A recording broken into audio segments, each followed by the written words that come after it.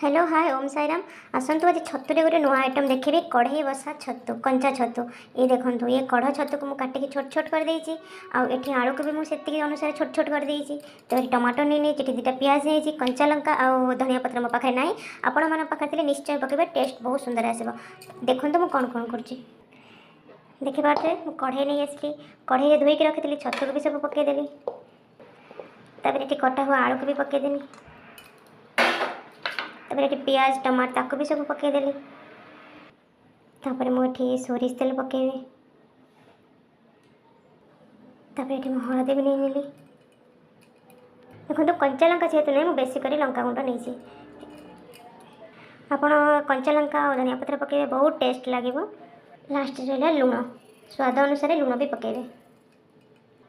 देखिपे मुझे सब कंचा पकईदेली बास तीन टा जिन मो पाखे सर्टेज थी धनिया पत्र कंचा लंका आउ गोटे आंबुल बास एतिकी सर्ट थी। आपण मान पाखे जब ये अच्छी आपण मैंने ये पकातु धनिया पत्र को भी काटिकी पकातु कंचा लंका को काटि पकातु टिके दर सीझा ही आसले आलू को आपण मैंने आंबुल पकई दिंतु देखिए टेस्ट कहे एक सबू आम मिसिकी भोग चकुला भाया बढ़िया से चकुड़ी मेल्ट करदे। देखो तो धनिया पत्र भी मैं भूली जाइए सॉरी धनिया गुंड भी पकईदे आ कि मसला भी थी भी पकईदेवे आपड़ टमाट को सब एमती रगड़ी रगड़े देखिपे मुझे चकुड़ी सारे भल भाव में तो आम पानी देदेबा। देखिपे तो मुझे पानी देदेली आम गैस चालू करवा कढ़ईटा को बसईदबा